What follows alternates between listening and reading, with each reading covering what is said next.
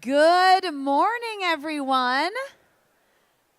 I would like to welcome you to the 7th annual Clean Lakes Alliance Community Breakfast. My name is Lee Mills with NBC 15, and I have been taking you through this breakfast. We were just adding up the years for the last 6 years, so it's my pleasure to be here with you this morning. I love seeing all of the familiar faces and connecting with all of you on an annual basis. We are doing things a little differently this year, as you've probably noticed looking up here. Instead of having presenters and speakers walking up to a podium, we're going to have a series of casual conversations about our lakes. You're going to hear from members of the Clean Lakes Alliance, local business leaders and government leaders, sponsors, even some of the designers who are part of the Warner Beach Reimagining project. And so we're very excited to switch up the format a little bit and hope that you will enjoy it. I want to point out the image behind me. This is a shot of Warner Beach on Lake Mendota. And throughout the morning, you're going to see the sun set on this underused and beautiful spot on the lake. It's on the north side, right, in case you've never been there.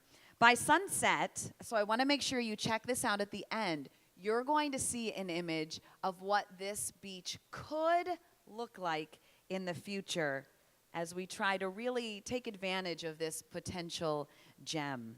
This morning, we're also going to hear from renowned limnologist, Dr. Richard Lathrop. He's going to talk about what he saw this year as the state of the lakes.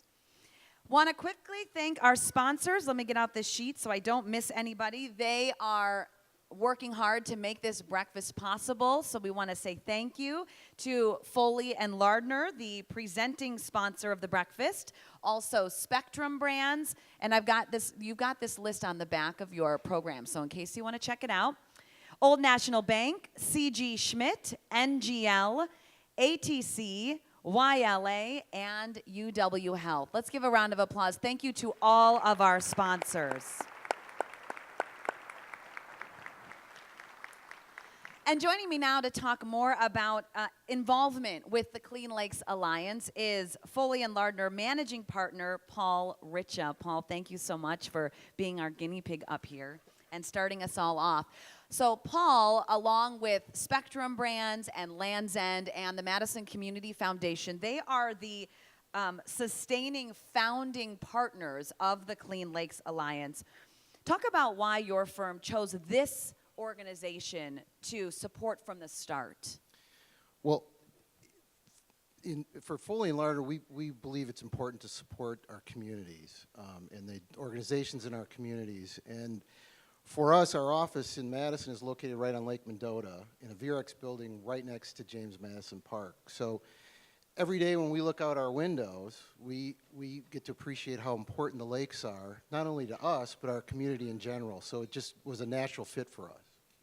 And I know that you, as you said, you donate the office space. You guys do a lot of in-kind donations, free legal services. I don't want to forget that. How else do your employees, really get in there and support the Clean Lakes Alliance? Well, you're right. We were a founding member, and we've provided the free office space since 2012. Don't want to say it over again, but I'm happy to announce we just amended the lease to increase the term for another 2 years, so the Clean Lakes will stay in our building for another 2 years at our cost. We also believe, and our employees believe in supporting the same organizations that we do, and so we encourage our employees to take part in a volunteer cleanup day program sponsored by the Clean Lakes Alliance.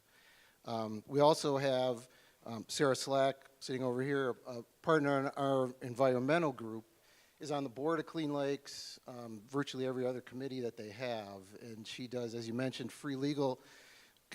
We took part in helping them put the contest together for Warner Park, and also we helped draft their contracts for the Clean Lakes grant programs. That's awesome. Your firm, in addition to in-kind, I know there are a number of people who donate cash to the organization. As you look out, knowing that there are a lot of business leaders in the room today, what is your message as they listen to this presentation today and think about whether a donation might be a good fit for them? Well, I think in Madison, we're fortunate to have a really low unemployment rate. And so one of the things that's always on my mind is, employee retention, employee recruitment. And, Madison, as we know, has a number of just fantastic attributes, and the top of my list are the lakes. So to me, key to recruiting and retaining employees are keeping the lakes clean. So by supporting clean lakes, I believe you're able to help not only keep our lakes clean, but also help the business community in general. We want to thank you, Paul, for what you're doing, and Foley and Lardner for being a great sponsor of the Clean Lakes Alliance, and hopefully helping to encourage all of you to consider supporting the Clean Lakes Alliance as well. Speaking of that, another thing to notice up here is this really cool big red thermometer on the right side of the stage. So Clean Lakes Alliance at this point has raised about 56% of its annual goal in the fundraising campaign. That goal is $1 million. And so the Clean Lakes Alliance is hoping to reach that by mid-June, and today is obviously a big piece to that puzzle.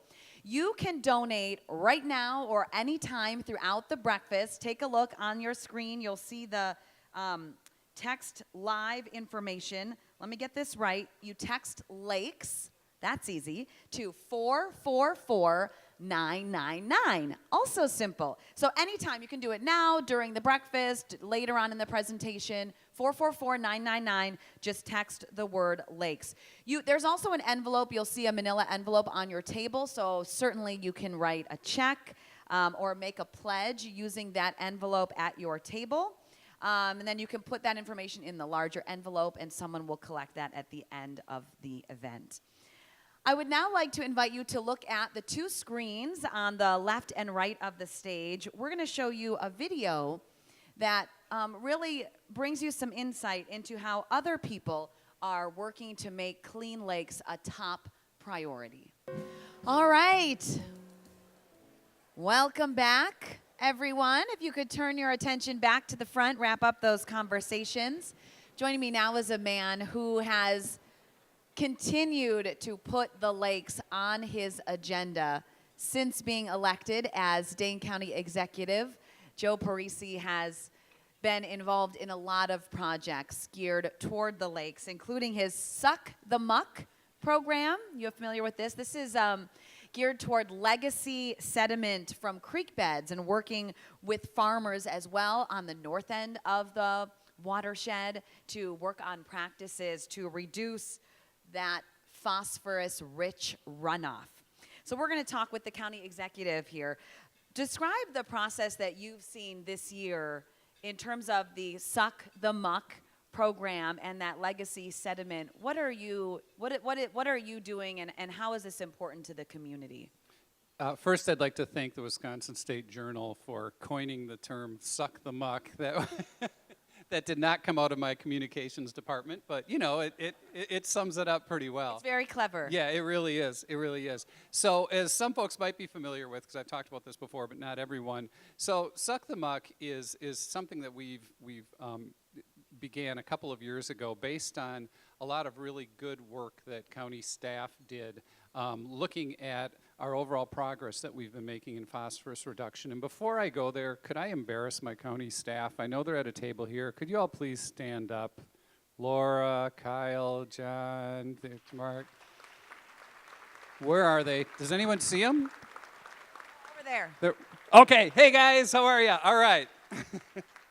So when we look at all the programming that we do, I think it's really important to recognize the folks who are on the ground doing the work, making this possible. So as you know, we have a wonderful partnership with both our urban partners and our farm community.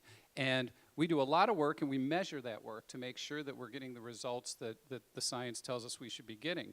And we've done a lot of work, as you mentioned, in the North Mendota watershed.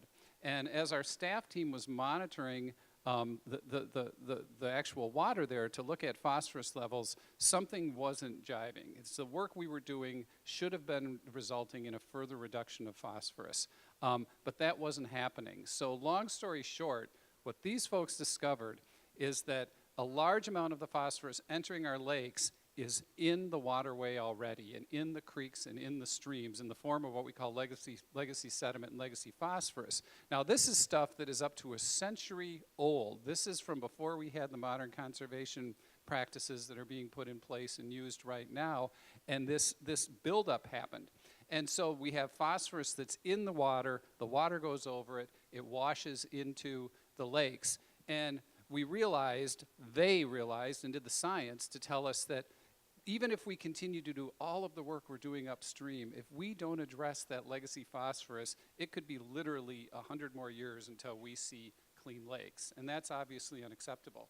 So we've embarked on a 4-year program. We've worked with our staff and the DNR to identify 33 miles of stream that's full of legacy sediment, and we're going in there and literally sucking that muck with a hydraulic dredger, and we have a little picture of some of the initial work we did, out of there, and it's estimated by the time we're done we will have removed 870,000 pounds of phosphorus from the waterways. Now remember, the math is 1 pound of phosphorus can equal up to 500 pounds of algae. So this is really groundbreaking. We did some initial work last year, took out a small portion to make sure that it worked and there weren't any side effects we weren't banking on, and it's working beautifully, and we're in the process right now of doing 1.5 miles of Dorn Creek. And that number is in 4 years. It will be that amount removed. 4 years, yep. Wow. It's a $12 million county investment over 4 years to do both the dredging and then habitat restoration. I know, yeah, that's exciting, isn't it? And it'll be interesting to see the research at the end of that project and how those numbers start to change. So we'll hope that science is really good. I know a couple of weeks ago you kicked off a construction project that you say is a first of its kind in the nation. I want to get a dollar amount right. This is to significantly work on those lake cleanup efforts. A $23 million project. Can you bring everyone up to speed on that? Yeah, absolutely. So this is a $23 million investment the county is making that our estimates are that the ROI, it will pay for itself in 3 years. What seems to be disconnected from the lakes is actually very connected. At our landfill, we currently capture the methane gas that landfills produce, and we generate electricity there. Methane, as folks may know, is an extremely powerful greenhouse gas, and so we capture that, burn it, destroy it, and generate electricity. Because of changing markets, in a couple of years, we're going to go from using that to generate electricity to feeding it into a natural gas pipeline. And because of the price of natural gas and something called renewable energy credits that are available for biofuel, it's going to make it economically very profitable for the county and for the taxpayers. So where this connects up with the lakes is a lot of folks might be aware of our manure digesters. This is one of our many partnerships with our farmers where we take the manure, it goes to a digester, 60% of the phosphorus is removed from it, and part of the economics of the digesters currently is that they generate electricity with the methane gas that produces also. Well, this is going to allow the digester model to switch so that they can clean and compress the natural gas on site and then take it and feed it into the hookup that we're creating at the landfill. And this is going to allow digesters to be much more economically viable. So what we have done is we have, over the summer, we're going to be looking across the county to see where it's the most feasible and effective to partner with more farmers to develop more digesters, because now this new economic model with the natural gas makes it much more viable. And so this is, I find myself using the word game-changing all the time, suck the muck or this. There are a lot of somewhat game-changing initiatives underway as we speak, and this is one of them, because the more digesters we can build, the more manure we can treat, and an exciting piece of what we're doing with digesters now is something called nutrient concentration. So do you like talking about cow poop during breakfast? I know it's really... They're about done, it's fine. So right now, the digestion process, you get a bunch of solids that goes and gets composted. That's where the phosphorus is, and it's taken out of the watershed, and there's still a liquid. They refer to it as T left, with about 40% of that phosphorus in it. Well, we're embarking on this nutrient concentration program where you run that liquid through this, for the lack of a better term, the filtration system. And on one side, you get a concentrated product of nutrients that you can ship out of the watershed or use where it's necessary or sell. And the other side, you get clean, potable water. And so that allows us to achieve 100% phosphorus reduction while also allowing the farmers to only have to haul half as much in volume of that liquid too. So that's another win-win situation surrounding the digesters, which are made economically viable because of what we're doing at the landfill. How's that? I don't know how you keep all of this straight with all of the things that the county is doing. Speaking of farmers, I know I've heard you say a number of times that our local farmers are really the key and the most important partner, so to speak, in this lake cleanup effort. Talk about how the county is working with those local family farms and the Yahara Pride Farm Initiative and kind of that important role that you see them playing. Yeah, absolutely. We could not do what we're doing and make the progress that we've made without our partnerships with our farmers. And the Yahara Pride farmers have been amazing doing farmer-to-farmer work, educating and demonstrating to other local farmers. But they bring ideas to us. They partner with us on all of the projects that I've mentioned. And for example, one of the latest projects that we're looking into, Jeff Endress from Yahara Pride brought the idea to us. It's a larger scale composting project. That we're looking over the summer now. Another project we have is looking at different locations to study the viability of what we would call community composting. That is, we have a lot of smaller farms that don't have as much capacity to store manure and to do some practices because a lot of times it's expensive. So what we're doing is looking for a place where different farmers and especially small farmers could bring their manure to be composted. And when you compost correctly, that also reduces the methane content and then gives us a product that again can be taken out of the watershed and used where it's supposed to be. You know, we could sit here for hours today and go through the number of partnerships we have with our farmers and the great ideas and the great work. They're our leaders, and we could not do this work without them. We want to thank them. I know you guys always attend, men and women, not only guys. And so we appreciate that. And thanks to you for hanging out with me and spending a couple of minutes sharing a few of the, really interesting projects that the county has embarked on.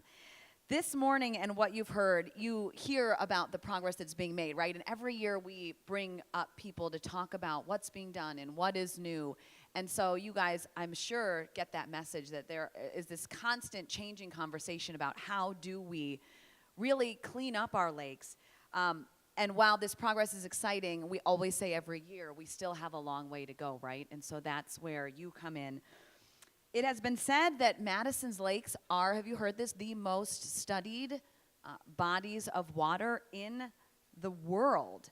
So I want to invite you to look at the screens. And just a side note, as people are up here talking, there are images that go along with, we just showed a manure co-op kind of plan. So I encourage you to, you don't have to look up here at us the whole time, but to check out the screens and see those images that are going along with what we are sharing today. So check both of the screens. We have another video for you from renowned limnologist Dr. Richard Lathrop, and he's going to talk about the current state of our lakes.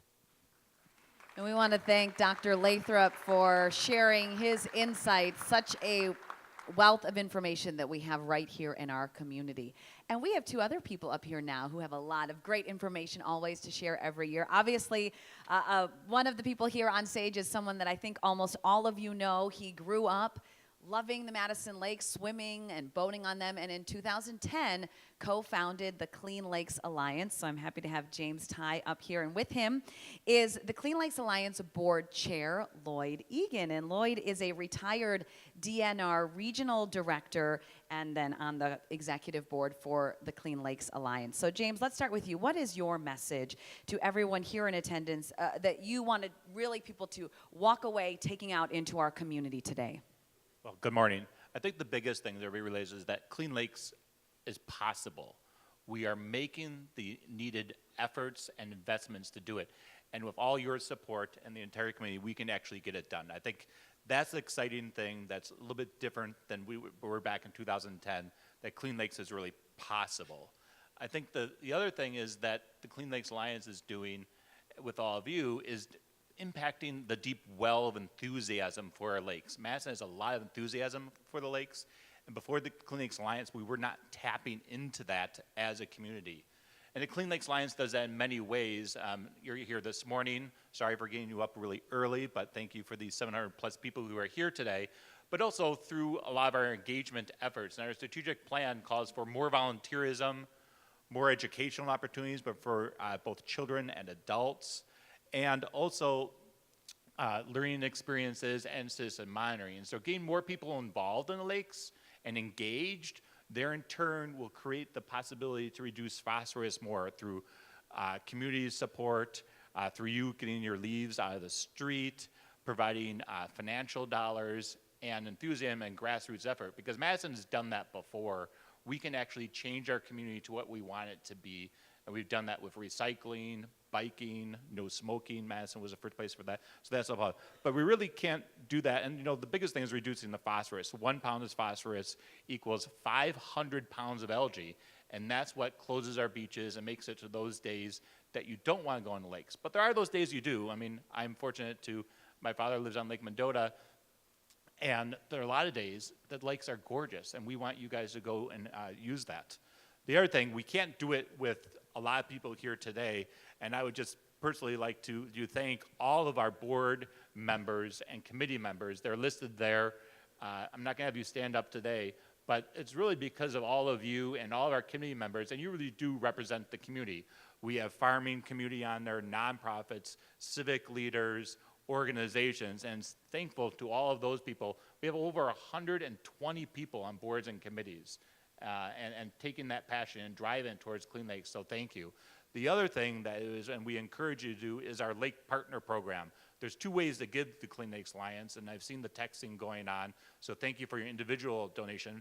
Being a friend of Clean Lakes is important, just like Friends of Public Television, but the other things for our lake partners. So this is a list of businesses who are members of the Clean Lakes Alliance. This is not sponsorships, not tickets for events, but this is just somebody being a member of the Clean Lakes Alliance. And as January 1st through April 30th, those are the lists of people to date who are members, and thank you to all those groups. Lloyd, James mentioned phosphorus, and we all know, as this is a common theme, that phosphorus is really important in the equation to clean up our lakes. Can you tell us how we did as a community last year in terms of phosphorus reduction? Yes, and we've been monitoring phosphorus for several years now, and I'm happy to report that last year we reduced phosphorus by almost 14,000 pounds. Wow. And if you do the math, that's like 7 million pounds of algae that we prevented from forming. So that was really important. And we did it with projects like the low disturbance manure injection, where the farmers, we helped purchase this injector that farmers can rent for a reasonable price, and then they inject the manure 5 to 6 inches below the surface, so that that's the root zone where the plants can pick it up, and it doesn't go off on the top of the soil and run off to get into our lake. So that was really key. We also funded a study to look at the effectiveness of windrow composting, and we'd like to see that be used more to reduce runoff. And we've also increased our monitoring program. We have over 70 sites along the lakes that citizens monitor, and we take their data, and it's put into lakeforecast.org, so people can see what the quality of the lakes are pretty instantly. And finally, this year we committed over $160,000 to projects that are going to reduce phosphorus. And it's lakeforecast.org, right? That's a really cool option if you ever want to check out, what a certain area of the lakes or beach, how it's doing, and before you go and check it out. It's a great resource. In a little bit, you want to mention Just that? one of the things I that forgot. the best thing, or not the best thing, about the injecting manure 3 to 6 inches below ground versus spreading in the air is that you don't get the smell. So it's a twofer, right? So one, you're That's getting important. it down in the ground so the rain doesn't carry it off. And the other thing, it's not airborne, you're not getting that smell. I think the other thing is that the farmers are really leading this effort to make those changes. And Clean Lakes Alliance is very proud to be the founder of Your Hard Pride Farms. We met with them for over a year. Our Mike Kerner, who is in the room, and other people, and to get them organized. And to this day, we support that organization financially and will help with some of their events. In a little bit, we're going to hear from the winners of the Reimagining Warner Beach contest. Can you just put into context why beaches are important in this conversation about cleaning up our lakes?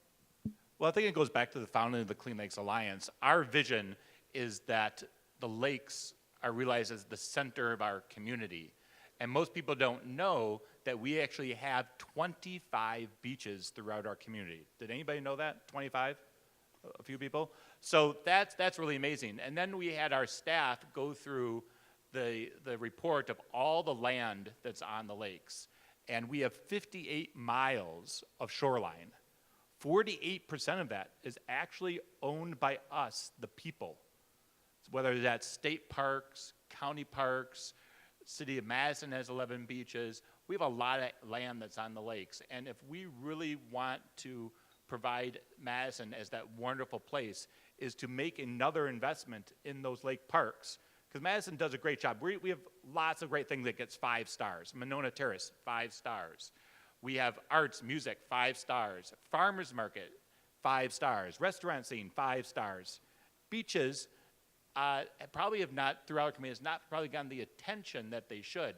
And really to make that connection between what happens on the land and what happens on the lake that's interconnected. And we need to invest in our beaches more than we do now, and we have to figure out how to create a public-private partnership to do that. And that's why we're doing Back to the Beach, which is a great thing, and we're going to learn more about it. But the idea is to sort of break the mold, and we have a great partnership with the City of Madison to really sort of rethink about our community beaches and make them someplace a hallmark. So when you think of Madison, you think of Camp Randall, the Capitol, and then you think, hey, that's that city of those 25 unique, wonderful beaches. As we wrap up our conversation, Lloyd, can you speak to what each of us as an individual can do if there's, one thing that we can say, okay, this year I'm going to do this to make a difference? Okay, well, if you have a yard, what you can do is make sure when you're doing your yard cleanup that you rake your street, get your leaves out of the gutter.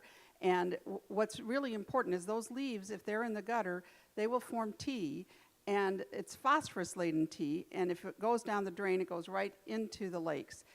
If you put your leaves up on the parkway, that tea water goes into your lawn, and then your grass is green. So what would you rather have, green grass or green lakes? So that's something we're trying to get that message out. Also, we want to reduce the volume of runoff that happens so people can make rain gardens and also use rain barrels to slow down that peak flow. And if you live in an apartment, you can ask your property manager, how do you manage the leaves and runoff on this property? And finally, one of the things that is very important that you can do is roll up your sleeves, get involved, and James mentioned the 25 volunteer days. You can actually volunteer on one of those days and help us clean up the lakes. Thanks.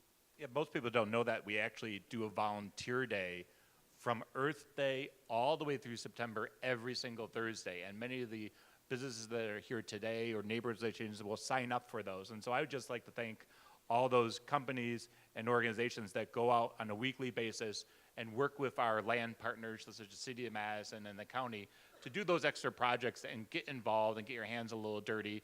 Maybe your employer will let you off work. And so I would just like to also thank my staff for organizing those 70 monitors. I think they said that we touch about 25,000 people in a year through whether it's frozen assets, our educational programs, and all those volunteer days and monitoring. So I would like to thank our staff and our board again. And I would like to thank both of you for helping to lead an organization that's pushing for more monitoring and projects and education. So thanks for being up here. As we said earlier, if we don't have good access to our lakes, then we don't have the desire or the drive to really clean them.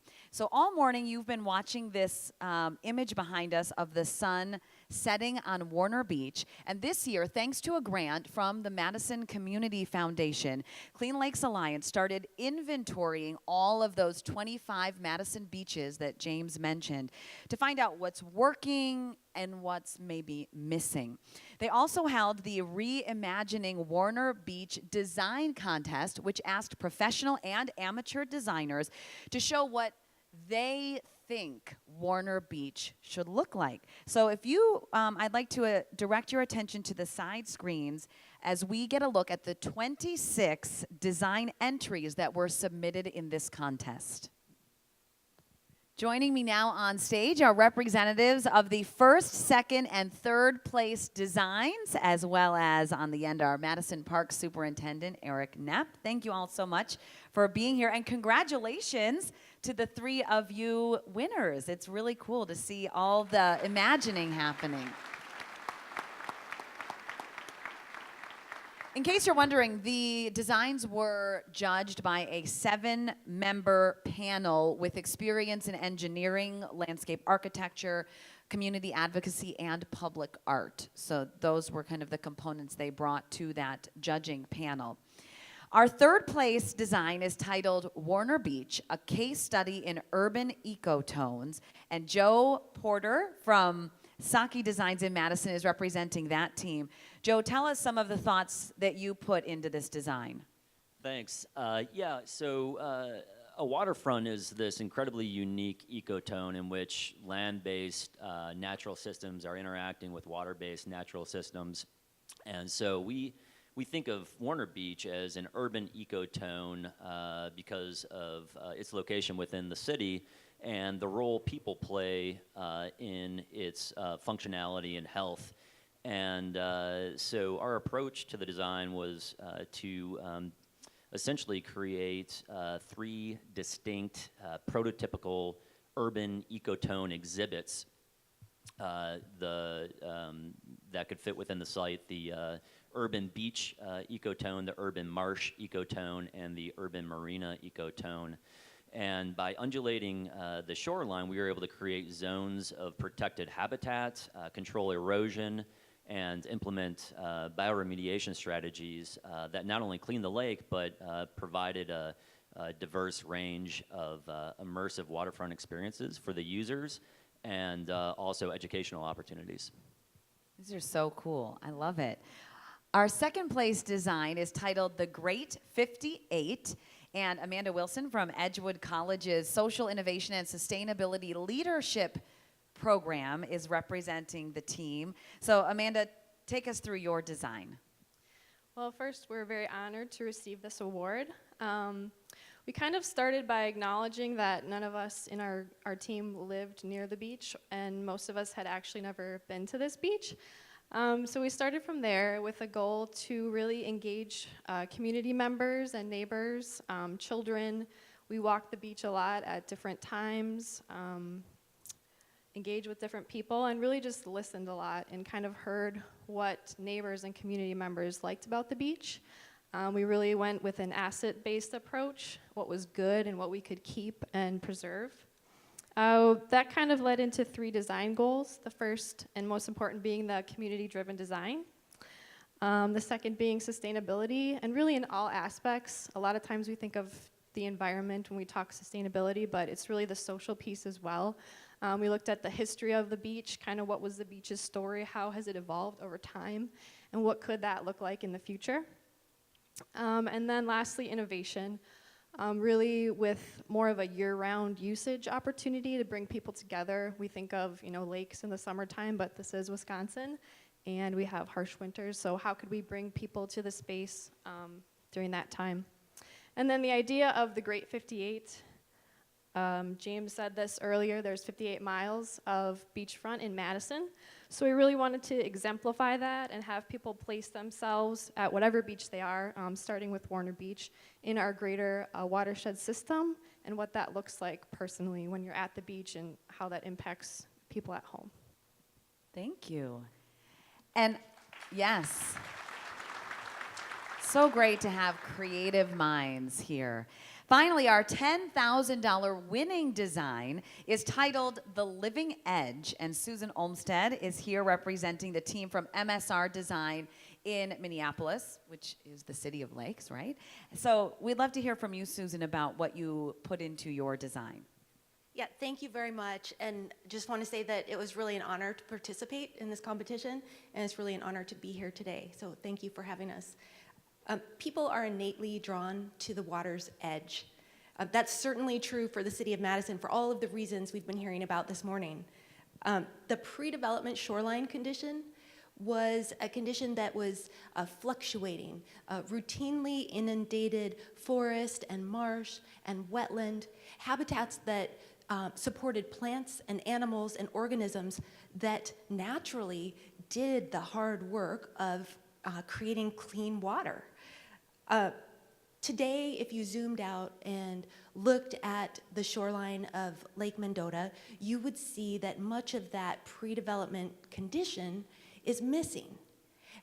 That is exacerbated by the increasing frequency and intensity of storm events, by increased development, and again, as we've heard this morning, the invasive species. So our design competition entry for Warner Beach is called The Living Edge, and what we wanted to do is explore the possibility of restoring that edge and introducing these bio-islands, and then kind of pushing and pulling the edge to effectively triple that biological shoreline that can do so much of the work in cleaning and creating clean and healthy water.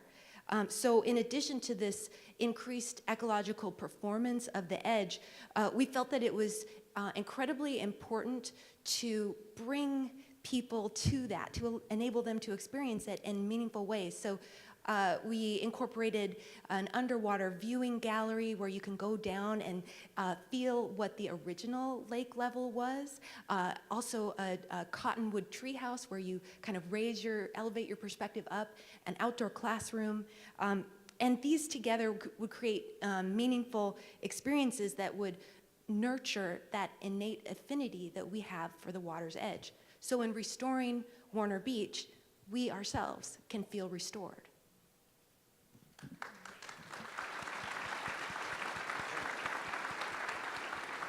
Eric, as superintendent of the parks, how important are these public-private partnerships or a design contest like this Warner Beach Reimagining project? Absolutely, thank you. This partnership, the public-private partnership here that was led by the Clean Lakes Alliance and supported by the Madison Community Foundation that produced these winners, definitely brings an aspirational vision that is not normal to our process. And frankly, when I look at it, it's really difficult to see how it would be normal, because those are very hard to fund projects and permit and the like. But that's what's cool. That's what's really innovative about it, is kind of having that open-minded approach, community-driven approach early in the process to kind of get a lot of vision out there. You saw the 26 ideas. I saw elements in every one that I thought were good. That's exciting to have that much energy and desire to kind of do something more. I look a lot at John Nolan's plan for the city of Madison to kind of guide our work. And I think you heard earlier, 48% of the shoreline is public access. That was a big part of an point in his plan. John maybe didn't understand that once you have it, you got, in a world where we have cell phones, youth soccer leagues, a million things to do that, karate class, I'm thinking about all the things my daughter does. But there's a million things to do. It's not just build it and they will come. You need to acquire it, which we've done pretty well. And now we have to figure out, what are we doing to intentionally connect people to those public spaces, and all people, all members of our community, to ensure that that habitat is protected for the next 100 years and beyond. So that's really exciting to see kind of visionary ideas that, is not standard. And so breaking that mode is, I think, a key part of this partnership. And you alluded to the kind of difficulty maybe in now executing it. I know people are probably sitting here wondering, what is next? Can you take us through the timeline? Sure, absolutely. So what we have in the genesis of this partnership, we did not plan, nor are we currently budgeted, to execute a massive redevelopment of the Warner Beach site. What we had is a project. If you've been to that beach, the beach house is quite old. It was kind of a theme we've had that we're trying to address systematically across the system of reinvesting in our beaches. The city has made a significant commitment to park facilities over the last 10 years and will continue to do so. But as we move forward, that project was on the line to replace the beach house. You know, not reimagining the whole system, not remaster plan or changing any site conditions. Just kind of go in, take the 1960s beach house that's leaking and a horrible situation of trying to maintain it, replace it with a new energy efficient, sustainable structure. We're doing that across the system. Esther Beach, for those who have been there, Lake Edge Park, which is actually not on the lake's edge, are two examples. So that was our plan. So that's a budget of like $600,000. But in talking to James and other community members, this was an opportunity to kind of try to leverage that. And so that's where we're at in the process. But the process I'm going to talk about in timeline for the public component of this is still budgeted and held at that replacing a building level. So that's kind of all my caveats. So timeline. The first thing we're working on over the summer is really working, because this is not a Parks Division, City Parks initiative alone. The City Engineering Department, which includes stormwater and facilities management and the architectural work, will be a key part of that. We need to establish that team, make sure we have some really good ideas about assignments, duties, responsibilities to make an initial community meeting in the fall. We're going to try to do a little bit of new stuff as far as upgrading our project websites. We have project websites, pretty cool, gets an idea of what's going on out there, but we could do more, and we look forward to that. That first meeting is really going to define a lot. It's going to and it's an opportunity to show some of these designs and other designs, and we're excited about that. But that first meeting in the public process is going to be one that defines what is the scale and scope, what is the timeline, what is the process folks would like to see. We're committed to incorporating a racial equity and social justice tool approach to this project. We've done that successfully in other areas of our community. Quite successfully, I think, Brittingham Park, Penn Park, Allied, over the last 3 years. That's kind of a standard approach. We're going to do that. I'm committed to working with promoting youth voice in our planning processes. Nothing against anybody in this room if you're over 25. But I think that's everyone. But the reality is we're planning our system for the next 100 years. We're not going to rebuild Warner Beach again 20 years from now. We need to be aware that if we want to make the park system successful, we have to connect to the youth and what they see long-term as valuable. So that process would go through a multitude of meetings depending on how that plays out. But right now where we're at is we would look at trying to actually get a plan approved by the Park Commission in the spring and potentially building as early as next summer. And I'm going to throw the curveball to you guys, but I just have to ask because I'm curious, and I know people out here work with dollar numbers. Do any of you as designers know, like, if your plan were to, like, actually happen, what is that dollar figure, knowing that they have that figure to work with? Do you guys know? Do you have any concept of what those designs would cost to implement or execute? I think A few ours. more- Oh, sorry. You should answer first. Yes. Well, I was just gonna say I don't have a number, but I think ours is probably less than theirs. This is not a competition. I just want to give people I just have no clue what the dollar figure is. Like any round number. Anyone want to throw it out? James is like, stop asking extra questions. I'm going to say a few more breakfasts would do it probably. Yeah. Yeah. So everybody make it count, dig deep, a few more breakfasts. That would help us out a lot. Typically with a master plan, its implementation is phased over a long period of time just because it's so visionary. Okay. So, when you're talking about millions of dollars. Thank you. There's some form of a commitment to the number. You have to think long term, we're talking 100-year vision for these public Right. spaces. Can you guys really quickly talk to what it kind of means to you or how you feel about the idea that some of your concepts might actually come to fruition? Whoever wants to go first. Yeah, absolutely. Well, I would say that we are so excited about the opportunity to have a positive impact at Warner Beach.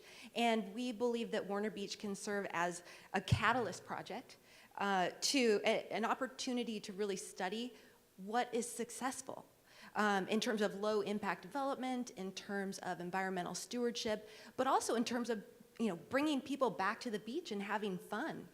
You have the UW-Madison, you have the Center for Limnology, the state capitol, and of course, the most important thing you have is this tremendous, passionate community of people who care and who are involved. And so that's the perfect setup to be able to implement, study, refine, and replicate successful models that can have this ripple effect that really stretches throughout the region and beyond.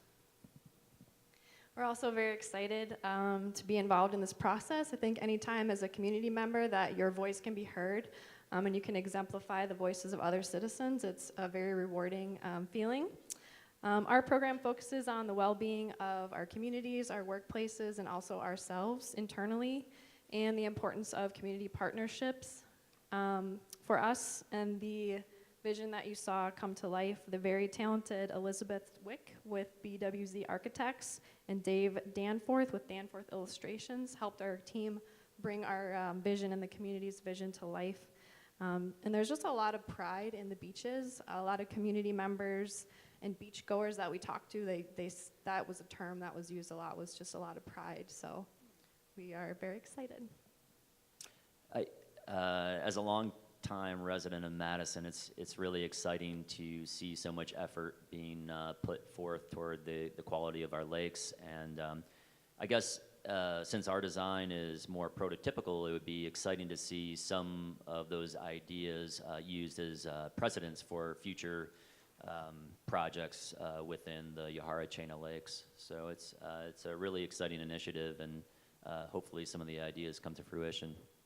Well, can you guys quickly speak to what you, in all of your research examining the beaches, what do you see as the biggest opportunity for improvement, either at Warner Beach or any of the beaches that you really would like to see addressed? And thank you.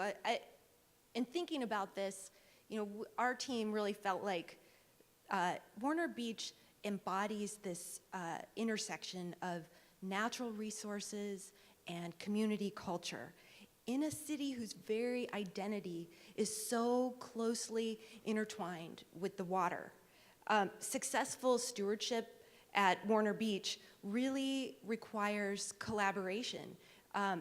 Collaboration between, you have the Clean Lakes Alliance, scientists, sociologists, you have farmers, politicians, interacting with this community that cares so much.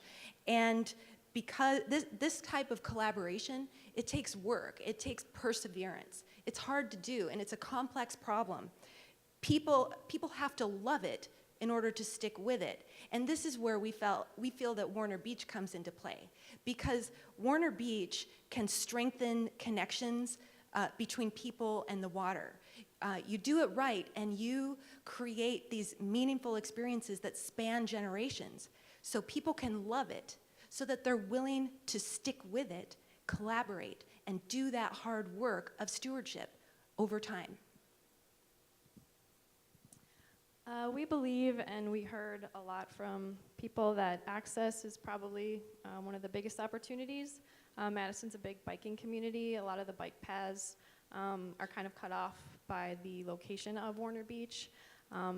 There's also no bike rack there. That'd be something simple that could be implemented. Facilities access, you spoke to the condition of the beach house there. It's a very car-centric area to get to. If you don't own a car for whatever reason, you might not be able to go enjoy Warner Beach. So really just making it accessible and welcoming to everyone in the community. Water quality is clearly an issue, but I'd like to see more public awareness of our water quality. The lakes is our #1 asset here as residents of Madison and the surrounding area, and I'd like to see more incentives for not only farmers and developers, but also residents to implement stormwater best management practices further up the watershed before having to necessarily treat it right at the water's edge when oftentimes it's too late. So a plug for green roofs and porous pavers and rain gardens and such. Thank you all. I want to thank all of our designers for being willing to come up on stage in front of all of you and share their thoughts. Thank you guys for all of your work, and it'll be exciting to see what the City and Parks Department end up implementing from your design. So we'll all be on the edge of our seats for that. As we've said all morning, the best way for you to get involved and support the Clean Lakes Alliance and any number of these projects that you've heard discussed today is to become a friend of Clean Lakes. And Shelley Sprinkman is a friend of the Clean Lakes Alliance at the Yahara Society level, giving more than $1,000 personally each year to support Clean Lakes. Additionally, her company, Sprinkman Real Estate, sponsors numerous Clean Lakes Alliance events, including Frozen Assets, Loop the Lake, and the Four Lakes Golf event. So please join me in welcoming a great supporter of the Clean Lakes Alliance mission, Shelley Sprinkman. Thank you, Lee, and thank you to everyone for being here this morning. I'm here because I care deeply about our lakes and feel we can no longer just take them for granted. As a real estate business owner, I see firsthand the impact that our lakes have on recruiting top talent to our community. The lakes simply define Madison. Just think of all the public parks and open spaces that everyone can enjoy year-round.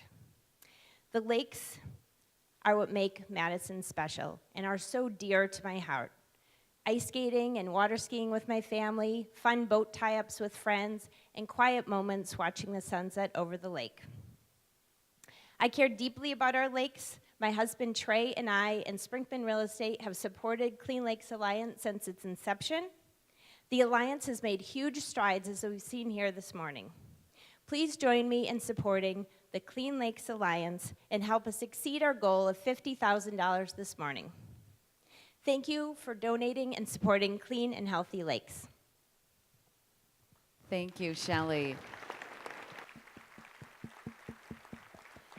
And thank you to all of you for your partnership and support, to our designers, to our speakers, to all of our sponsors. I think you just saw an update on what we raised today, and we are lower than where we need to be. So 2 ways that you can actually get involved right now before you leave. You can text LAKES to 444-999, or you can make a donation by writing a check or making a pledge. Put that in the yellow envelope on your table, and that will be collected later. Table captains, please make sure that you nudge your guests at the table before anybody runs off and leaves for the day. And I just want to thank the volunteers who made this happen, everybody on the Clean Lakes Alliance staff, all of you in the community. We love getting together for this event. Thank you for getting up early to be here with us. One quick note, the Loop the Lakes bike ride has changed its date. So it is June 16th this year. If that's something you're into, if you have your family, you want to get out and bike, June 16th at Old Brick Park. And if you haven't signed up, you can do so later today or from your phone right now. So thanks again so much for being here, everyone. Have a great rest of the day.